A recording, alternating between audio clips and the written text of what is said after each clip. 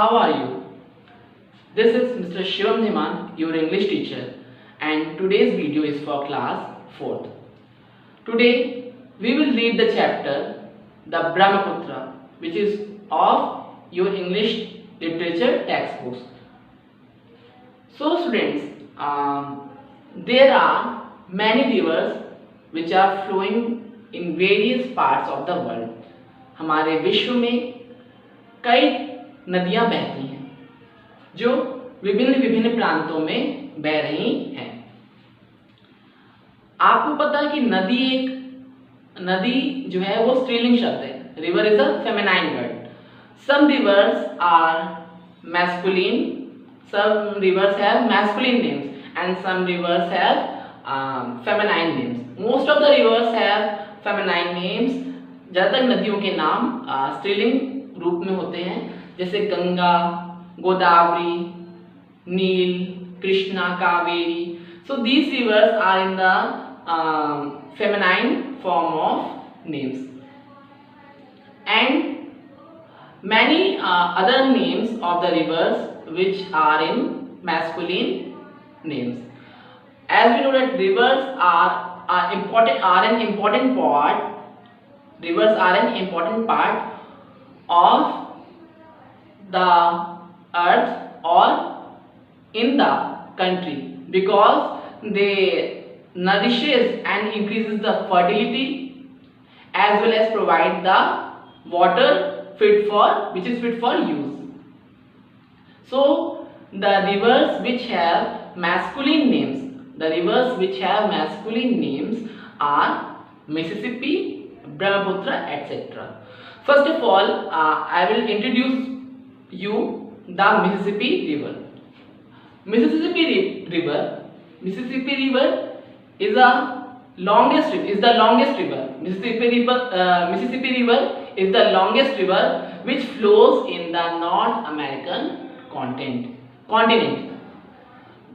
Mississippi River जो है वो नॉर्थ अमेरिकन कॉन्टिनेंट में फ्लो करती है and it is the longest river flowing in the world, and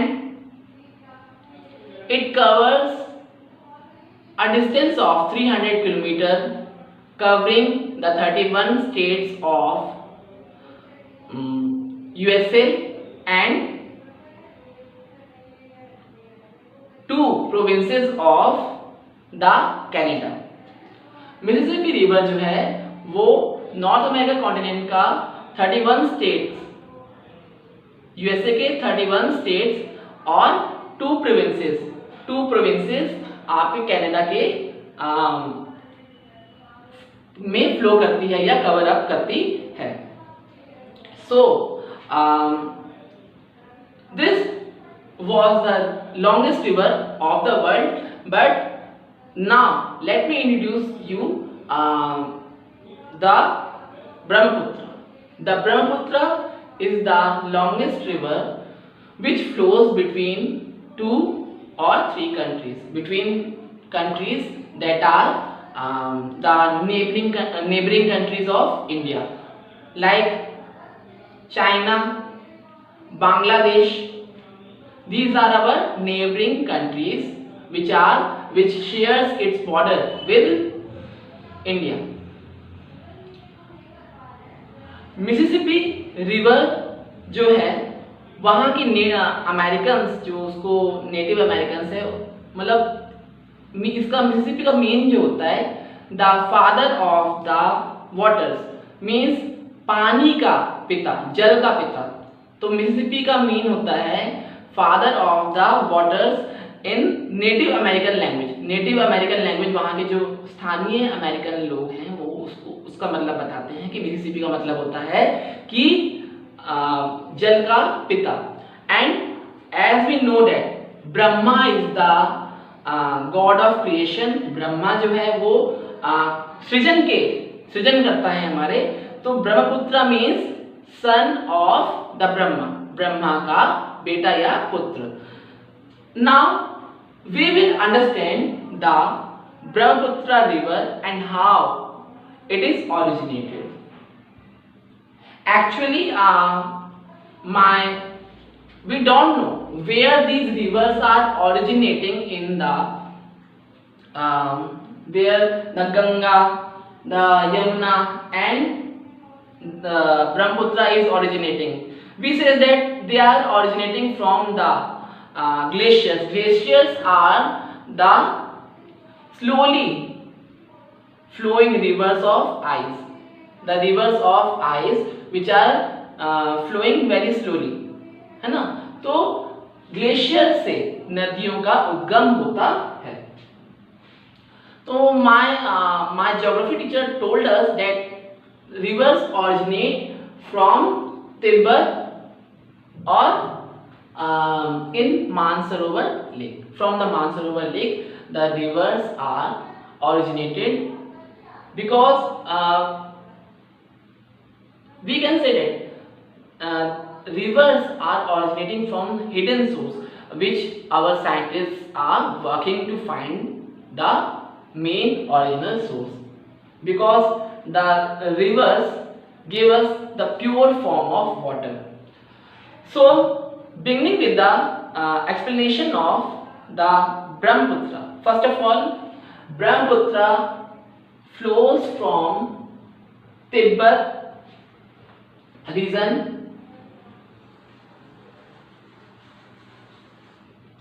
in and enters China.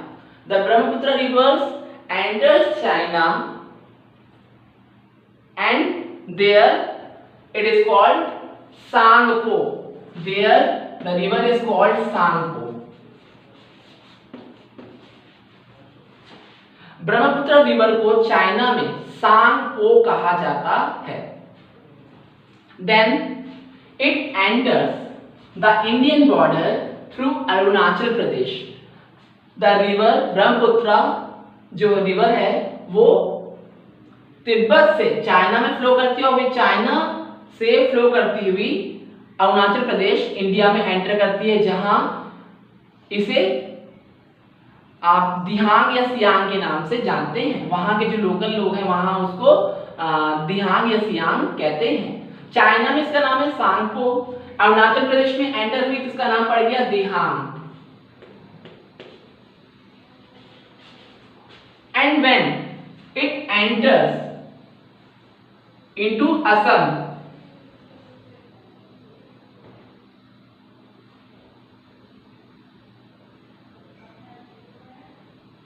and when this river enters into Assam, it is called as Brahmaputra.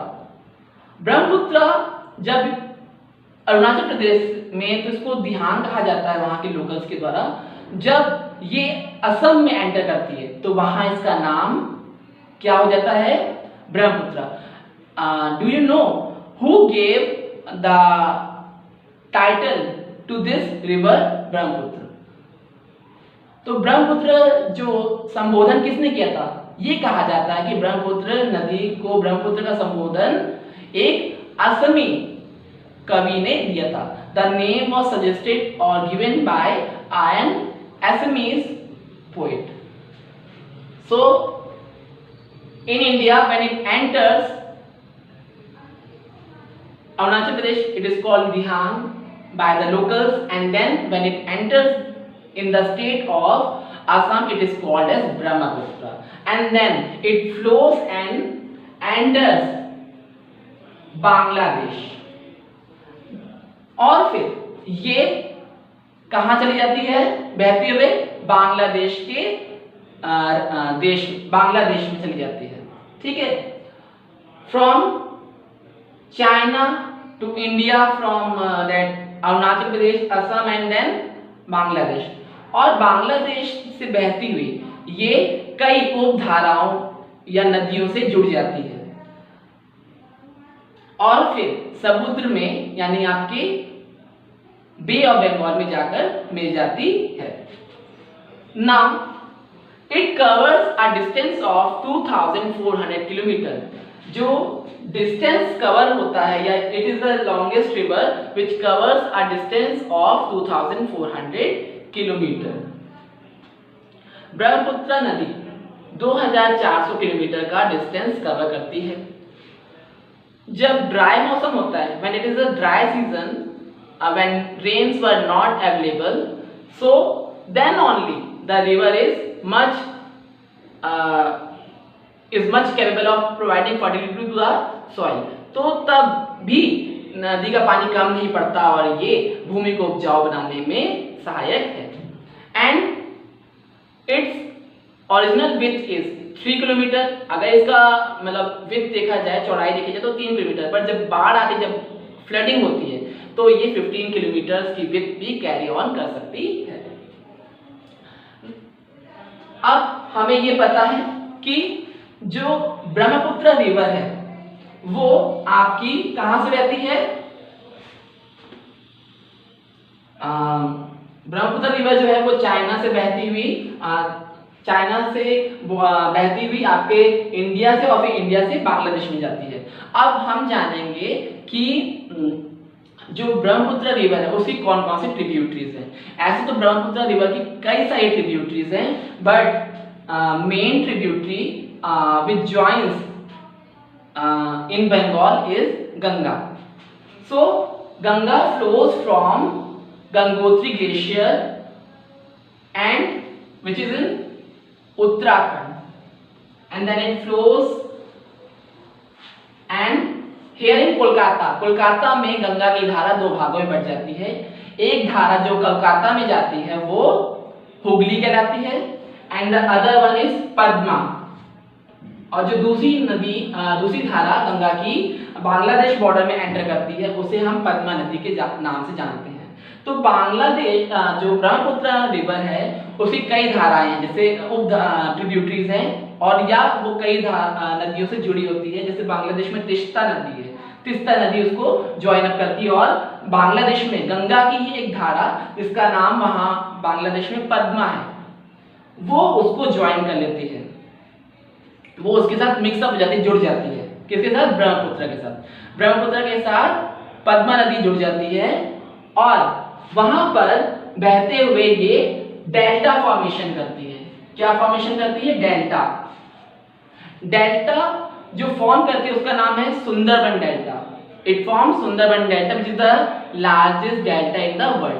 तो Sundarban delta अपने नाम में और अपनी मतलब डेल्टा में बहुत खास है।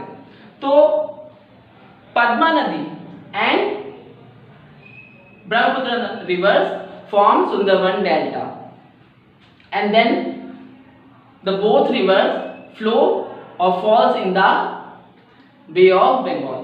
तो सुंदरबन डेल्टा अपनी किस्म में बहुत खास है, बहुत ही स्पेशल है, because it has various types of diversified forms of flora and fauna. Flora आपके क्या है? Plants, fauna, animals.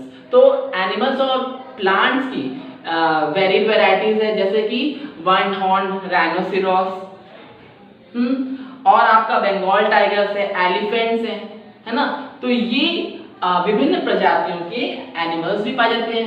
और सुंदरी ट्रीज, सुंदरबन जिसका नाम सुंदरी ट्रीज के नाम पे पड़ा है, वो सुंदरी ट्रीज भी यहाँ पाई जाती है। और मैनग्रोव फॉरेस्ट भी यहाँ पे पाई जाती है। मैनग्रोव फॉरेस्ट वो फॉरेस्ट होते हैं क्योंकि यहाँ पे मिट्टी दलदली हो जाती है, तो जड़ों को सांस लेने के लिए वो ऊपर निकल आते हैं। वो जो एडवेंटिशियस टाइप में वो बाहर आ जाती हैं, सहायक रूप में वो बाहर आ जाती है सांस लेने के लिए फॉर ऑक्सीजन सप्लाई। तो वो रूट्स यहाँ पर पाए जाएंगे, वो ट्रीज पाए जाएंगे, फॉरेस्ट पाए जाएंगे। कौन से? Mangrove forest. तो रिवर्स हमारी लाइफ में बहुत ही इंपॉर्टेंस रखती है। First of all it makes a land fertile and helps in agriculture. Second, where there is a good level of water, it provides a diversified of plants and animals because animals also need water, and वहां पर लोग भी ज्यादा तक रहेंगे, है ना। Community population भी वहां पर होगी जहां पर वाटर अवेलेबल है। एंड जो रिवर्स हैं वो वाटर का भी सोर्स है। तो रिवर्स हेल्प्स ऑल, जो रिवर्स है वो वाटर का भी सोर्स है। And reverse also helps in maintaining many occupations like fishing, transport and agriculture. So this was the today's explanation of the chapter the Brahmaputra. I hope you must have understood about this chapter. Keep studying, keep liking and keep sharing the videos. Thank you.